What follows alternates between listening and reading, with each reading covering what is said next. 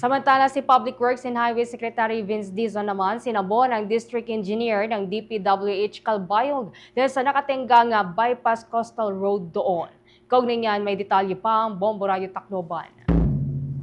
Hindi mapigilang sabunin ni Department of Public Works and Highways sa Secretary Vince Dizon si District Engineer ng Calbayog City, Raulito Yangzon at ilang kasamahan nito sa DPWH Calbayog dahil sa hindi natapos na construction ng tulay sa Calbayog Bypass Coastal Road ngayong araw ng Lunes sa Samar area. Ayon kay Secretary Dizon, posibleng may kaharapin na kaso ang mga nagplano at ang DPWH Calbayog dahil sa kanilang hindi maayos na proyekto.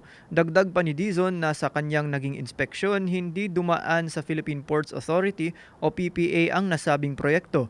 Binigyan din nito na kailangan isikasuhin ng DPWH Calbayog ang nasabing gusot at makipagkoordinasyon ito sa PPA sa lalong madaling panahon.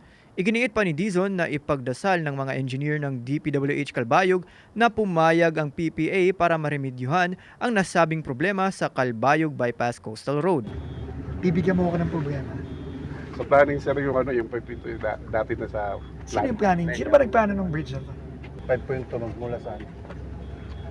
Pero hindi nyo kiniklear sa PPA. Kayo nakakagawa ng proyekto na hindi nyo kiniklear sa PPA. Alam mo, sinasabi ko sa inyo at the very least, gross negligence to, kaso to sa inyo. Naiintindihan nyo ba yun?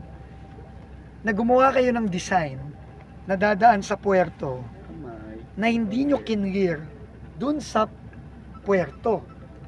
So anong tawag mo dun? Pati yung DE mo damay dito. Nag-design kayo, in-implement nyo yung proyekto, nagko-construct na tayo, pero ang sinasabi ng PPA masyado mababa. Kayong dalawa, anong tingin nyo mangyayari dito? So magdasal kayo na pwede pang remedyoan to o papayag ang PPA dun sa design nyo.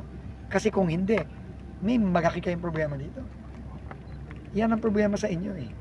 Bakit kayo hindi ba, I would assume DE, SOP to, nakukuha kayo ng clearance sa puerto. Ba't hindi kumuha ng clearance to mga bata mo? So sinong mananagot to sa perang nasayang dahil hindi mo ginawa yung trabaho mo na humingi ng clearance? Problema to pagdasal nyo na maaayos natin to. Kasi kung hindi at kailangan baguhin to, pasensyahan tayo dito. Mapapag-alaman na sinimulan na ipailalim sa construction ang nasabing tulay noong 2019 at hanggang ngayon ay nakatingga pa rin. Mula dito sa himpilan ng Bombo Radio Tacloban, ako si Bombo Renzo Lesiges and this is Bombo Radio Philippines, the #1 most trusted source of news and information. Basta Radio Bombo! For the most trusted source of news and information, visit our website at www.bomboradio.com. Follow us on Bombo Radio mobile app, Facebook, YouTube, TikTok, and X, formerly Twitter. Like, share, and stay connected. Anytime, anywhere.